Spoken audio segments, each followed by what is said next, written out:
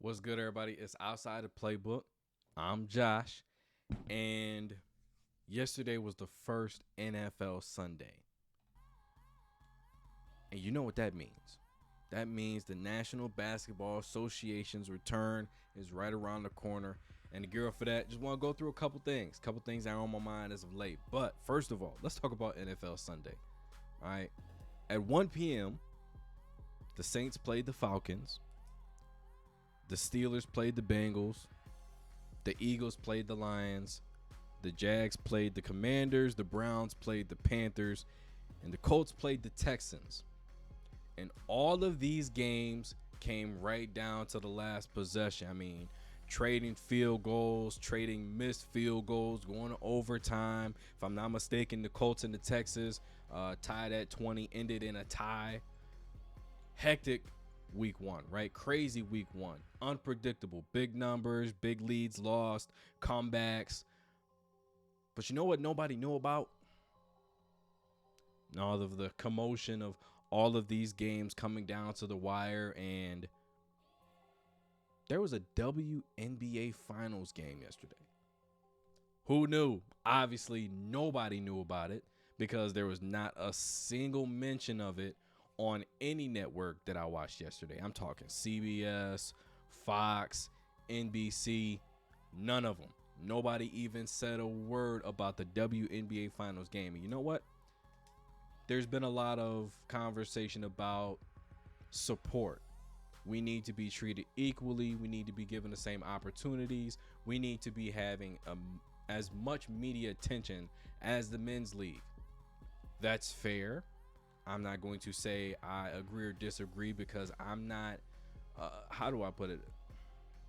All right, I love women's basketball. I watch a lot of women's basketball over the years. My grandfather, my aunt, huge WNBA and NCAA women's basketball fans. I mean, even softball, okay? So I've watched WNBA, NCAA, softball, baseball, all types of women's sports for my entire life.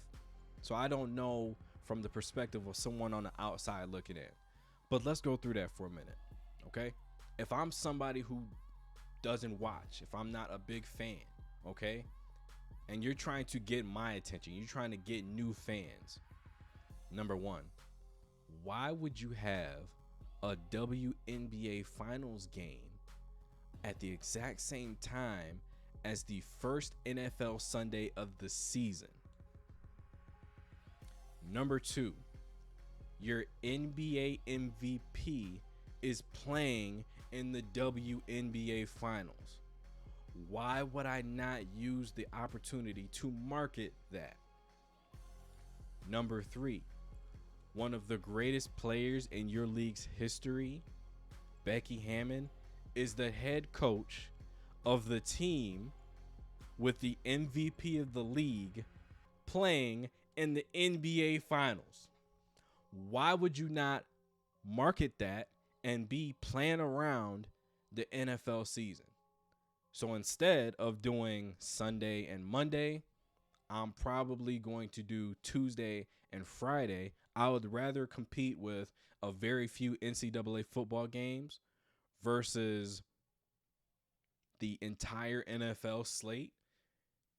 I mean, you look at Friday nights, national programming, you're only really competing with WWE's Friday Night SmackDown or AEW's Rampage, a few hit TV shows here and there.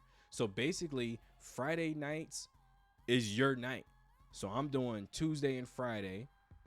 You want to, you can probably compete with the 4 p.m. games on Sundays, depending who it is, because the best games come on at 1 and the primetime game comes on around 8:30ish. I would rather compete with those games versus 1 p.m. games on a Sunday afternoon when everybody is trying to rush home to catch these games. I'm not doing it on a Monday night where I'm competing with primetime Monday Night Football. That's just ignoring the fact that you don't have that type of pull in the media to garner that level of attention to where you can go head to head with these guys. Not No pun intended. I'm not saying guys specifically men. I'm talking about go head to head with some of these primetime games that are on national television. But hey, take it or leave it. That's good advice. I'm gonna just say it so myself. But the reason we are here, like I said, I got some things on my mind I want to get off my chest. All right. Listen, I am the biggest believer in The Godfather. All right. I am Heat Nation's biggest fan. Wade County, Biscayne Boulevard, the 305. And I don't even live in Miami. I'm from Michigan. All right. I'm a big believer in Pat Riley, the absolute greatest front.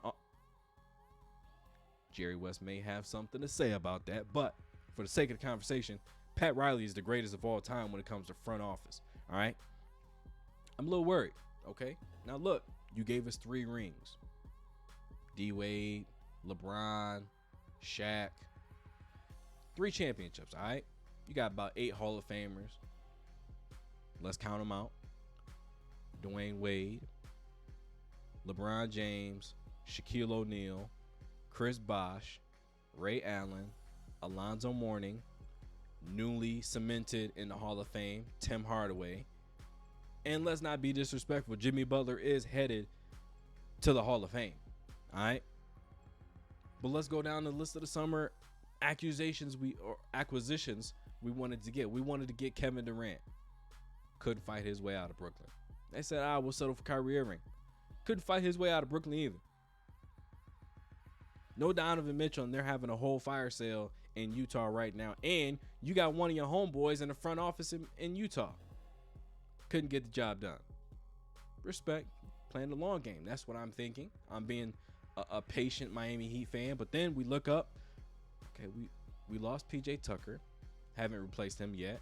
And we lost Montrezl Harrell to Philadelphia. All right. And losing him, I mean, there's a chance we could have got Trez. That would have been a great pairing with Bam Adebayo and Montrezl Harrell in the starting lineup. The defense would have been phenomenal. And let's not forget, he can get you maybe 12 to 15 points. 6th Man of the Year winner. We have 2 of those now on the roster with Tyler Hero. That would have been great. But now look at what we have to choose from, okay? No disrespect to any of these guys, but they are aging. You got Boogie Cousins. You got Carmelo Anthony, probably the 2 best prospects out there.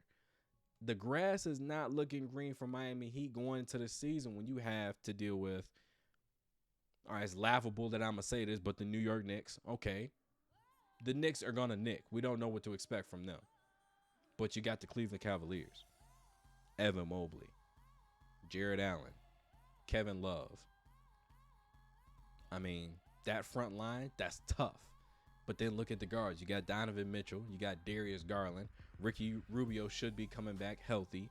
You got Rajon Rondo still on the roster. That's tough. That's problems you got to deal with. You got to face that, all right? And then next thing you know, you look at Philadelphia. You got PJ. You got Embiid. You got Harden. You got Harris. You got Maxey. That's tough. You got Milwaukee. They got Giannis. Really all I got to say about that. No disrespect to Holiday or Middleton, but you got Giannis. And then also look at this. You got to go through to get back to the finals. If you want to get there, you got to go through Philly, Milwaukee, Boston, Cleveland, New York. But that's not an easy road to travel through. And Brooklyn as well still got KD, Kyrie, and you add in a healthy Ben Simmons. I know it's like question marks of what's going on with him, but I've been watching open runs from Rico Hines. I've been watching all these summer games that they've been putting time and energy and effort into improving, and Ben Simmons looks good. He looks healthy. So what are we doing? Now, let's look at the options we have. Could you trade Tyler Hero? Possibly. But if you can, you want to keep him. The biggest trade piece we have is Duncan Robinson, and trade Kyle Lowry as well as an option. But what are you getting in return if you make that deal? Indiana seems to be getting rid of a lot of pieces. Miles Turner next to a Bam Adebayo, you better get him before the Lakers do. That's just me. I would love to see that pairing. And 2 guys that can play outside and inside, somewhat outside.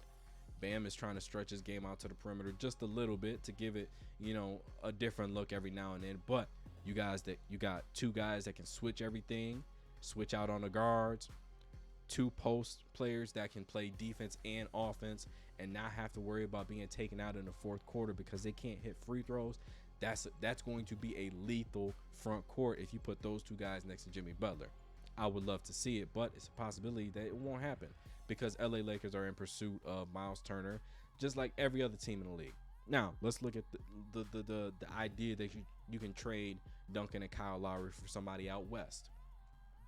The only viable option I see is probably Russell Westbrook or Mike Conley. Bogdanovich can be thrown in there, but do I like that deal? No, because you're trading older guys for older guys. All right. Now, what I do surmise could happen is the Duncan Robinson to Indiana for Miles Turner. That's what I would love to see above all else. But the issue here is the loss of PJ Tucker, not because we lost him, but because of where he went. You look at Philly. I already told you to start in 5, but you add in Trez to that mix. You know why it's important that Trez is in that mix? Because Joel Embiid went down, missed a couple games in the playoffs. Ultimately, that gave Miami the added boost that they needed to beat Philly. You put Trez in that same situation, Philly can ultimately hold Miami off if Embiid was to go down in the playoffs. Now you add that into the mix, that's going to be grown man problems that everybody has to deal with defensively. Because now you look at the starting 5, everybody can initiate the offense, everybody can move the basketball, and everybody can shoot downtown. You're not asking Tobias Harris to be the starting power forward anymore. You're asking him to score.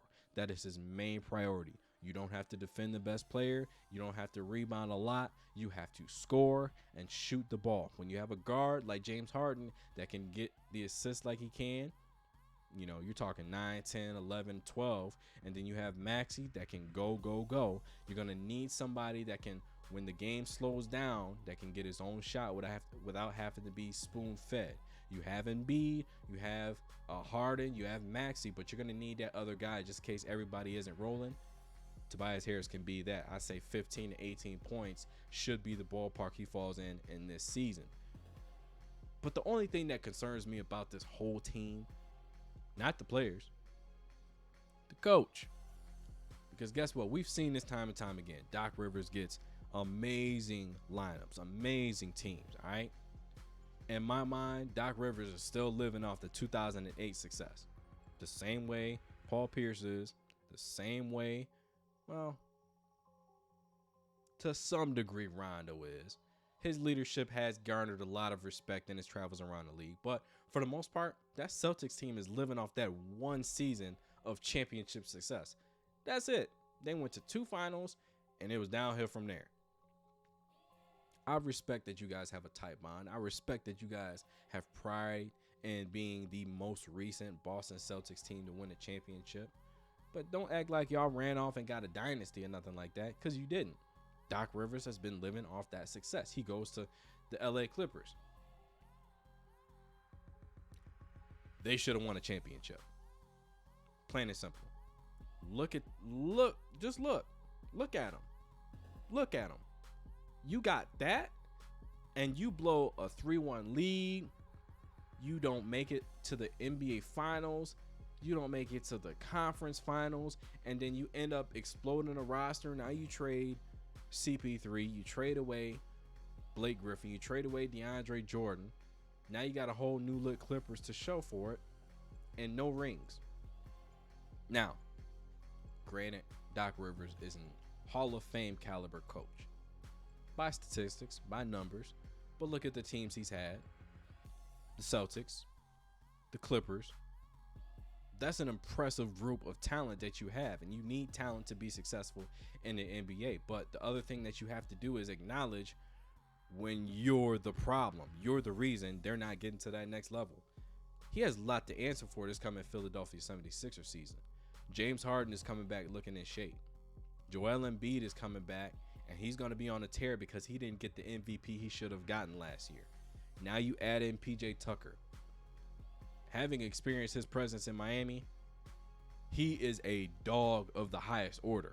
No ifs, ands, or buts about it. He is a real life dog. Trez is the same way. So you add that in, there's a culture change starting to take place. Okay, you're starting to have a tougher mental mentality when you're going into the playoffs. There's a toughness there that hasn't always been there. Teams have been able to pick apart the Philadelphia 76ers because they weren't mentally tough when they needed to be.